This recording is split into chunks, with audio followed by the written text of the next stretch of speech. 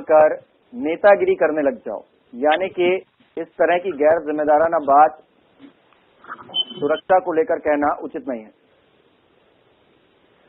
और तिलक राज मिश्रा बीजेपी नेता हमारे साथ जुड़ गए हैं फोन लाइन पर। तिलक राज मिश्रा जी, पत्रकारों की सुरक्षा कोई सुरक्षा नहीं है क्या? और पत्रकार जब सुरक्षा की बात करें तो वो नेतागिरी कर ले जाकर, डेप्यूटी सीएम अगर इस तरह का बयान देंगे तो फिर हम सुरक्षा की गारंटी की उम्मीद किससे लेंगे?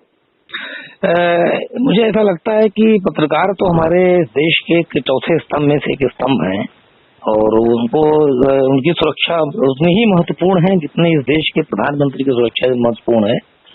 किंतु मुझे ये भी लगता है कि पूरे घटनाक्रम को देखते हुए, पूरे घटना की स्थिति को देखते हुए, ये पहले क्या घटना अंदर घटी है, क्योंकि आप गौर करिए कि आदरणीय केशव प्रसाद मौर्य जी यही बोल रहे हैं कि जब एक बार आपको मैंने बता दिया अंदर, तो आप क्यों उस बात को उसी तरीके से फेंट रहे हो जैसे कि विपक्ष, जो उन्होंने बात की ना विपक्ष की वाली स्थिति की, नेतागिरी जो है बार बार जो विपक्ष करता है बातों को फेंटता रहता है, उस तरीके से नेतागिरी क्यों कर रहे हो भाई?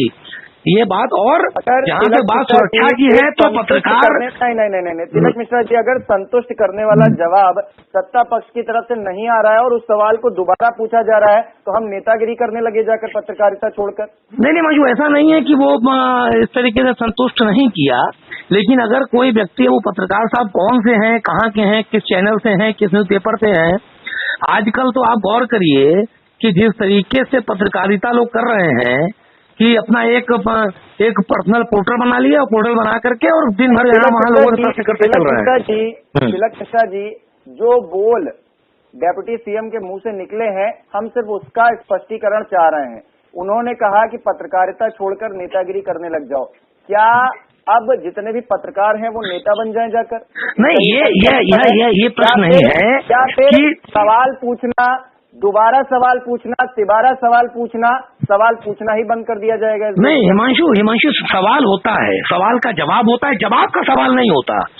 तो इसी तरीके से जब आपको एक बार उन्होंने, जब आपने प्रश्न किया और उन्होंने जवाब दे दिया, अब आप फिर प्रश्न फिर जवाब दे दिया।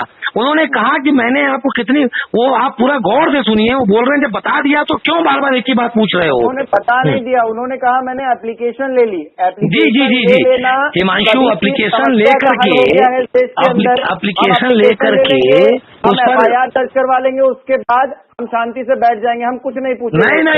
नहीं, ये सरकार कहीं भी शांति से बैठने वाली नहीं है।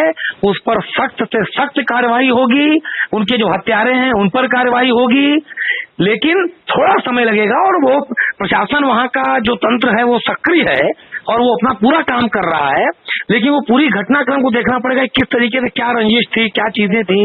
क्योंकि तिलक मिश्रा जी, मुझे बताने की जरूरत है कि गाजियाबाद में क्या हुआ, एक पत्रकार के साथ छेड़खानी के मामले को लेकर किस तरह का व्यवहार हुआ और उसके बाद उसको अपनी जान गंवानी पड़ी। क्या ये बताने की, दोहराने की जरूरत है मुझे कि आपका प्रशासन किस तरह से काम कर रहा है?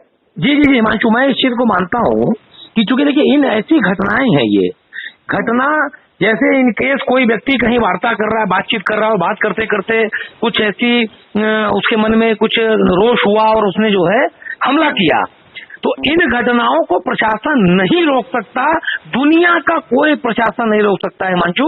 लेकिन आपराधिक गतिविधियां यदि हैं, अपहरण हो रहे हैं, यदि वो जो है रंगदारी मांगी जा रही है और इस तरीके से खुलेआम अगर अपराधी घूम रहे हैं तो उस पर लगाम होनी चाहिए। ठीक है, अगर प्रशासन अच्छे से काम कर रहा है, लेकिन क्या एक जनप्रतिनिधि, इस देश का एक जिम्मेदार, इस प्रदेश का एक जिम्मेदार व्यक्ति, एक पद पर आसीन व्यक्ति क्या इस तरह की बात कह सकता है? नहीं हिमांशु, मैंने पूरा वीडियो सुना नहीं है, लेकिन मुझे ऐसा लग रहा है कि माननीय मुख्यमंत्री जी का, उप मुख्यमंत्री जी का जो कहना होगा, देखिए एक तो अभी आप देख रहे हैं लगातार कैबिनेट मिनिस्टर जो है लगातार कोरोना पेशेंट होते जा रहे हैं, कोरोना संक्रमित हो रहे हैं, उसमें बहुत सारे लोग बार बार पास आकर के प्रश्न करना, घुसना, तो इसलिए एक मन में एक अच्छा कोरोना के चलते क्या इस देश में कोई समस्या ही नहीं बची? कोरोना ही एक समस्या बची है जिससे नेताजी इतने परेशान हो गए हैं कि अब वो कोई और सवाल का जवाब नहीं दे सकते। नहीं, सवाल का जवाब का स्वागत है, सवाल का जवाब ही दिया उन्होंने कि वो अंदर, उन्होंने बताया कि मैं अंदर जवाब दे आया हूँ और नेतागिरी करने लग जाइए, और पत्रकारिता छोड़कर नेतागिरी करने लग जाइए। अगर आप सवाल 4 बार पूछेंगे तो आप पत्रकार नहीं रहेंगे, आप विपक्षी पार्टी के कोई नेता के जैसे बात करने लगेंगे। आजकल तो बड़ा आसान हो गया है नेताओं के लिए ये कहना। नहीं, उन्होंने ये कहा कि आप पत्रकार, देखिए पत्रकार का एक जो पत्रकार की जो गरिमा है हिमांशु, जो गरिमामय पत्रकार हैं, हम लोग भी उनको रोज देखते हैं, चैनलों पर देखते हैं, उनसे रूबरू होते हैं, मिलते हैं। आप जैसे पत्रकार भी हैं जो कितनी शालीनता से, सौम्यता के साथ अपनी बात को रखते हैं और रख करके उस बात को निकलवा देते हैं, लेकिन कभी भी किसी के मुंह में वो नहीं डालते जबरदस्ती कि नहीं ये बोली दो यही न्याय करके जाओ। अरे आपने कोर्ट भी है, कानून भी है, उसमें बात होगी, आगे नहीं होगा, अपराधियों के साथ इनकाउंटर होगा, उनको मुठभेड़ में मारा जाएगा, लेकिन उनको खोज के निकाला जाएगा, अगर जरूरत पड़ेगी उनको कोर्ट तक पहुंचाया जाएगा। तिलक मिश्रा जी, देखिए शालीनता अपनी जगह है, लेकिन अगर इस तरह का व्यवहार कहीं पर हो रहा है तो नेताजी की भी तो जिम्मेदारी है, उनको भी तो समझना चाहिए कि कुछ ऐसा उनके मुंह से ना निकले जो सामने वाला उस चीज को लेकर आहत हो।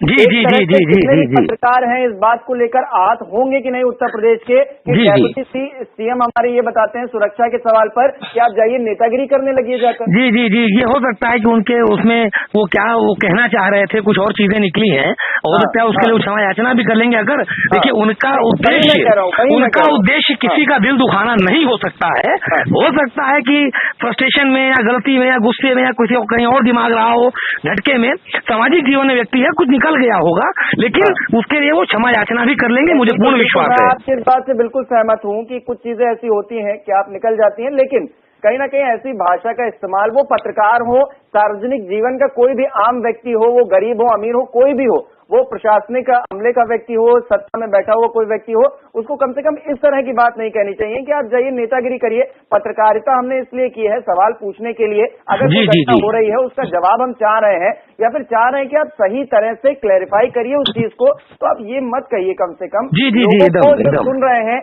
जो उस काम में लगे हुए हैं। एक तो कोरोना का इतना प्रकोप है, हम लोग काम कर रहे हैं लगातार। जी एकदम स्वागत है आप लोगों का स्वागत है। नहीं किया, और सरकार के जो जिम्मेदार व्यक्ति हैं वो कह रहे हैं कि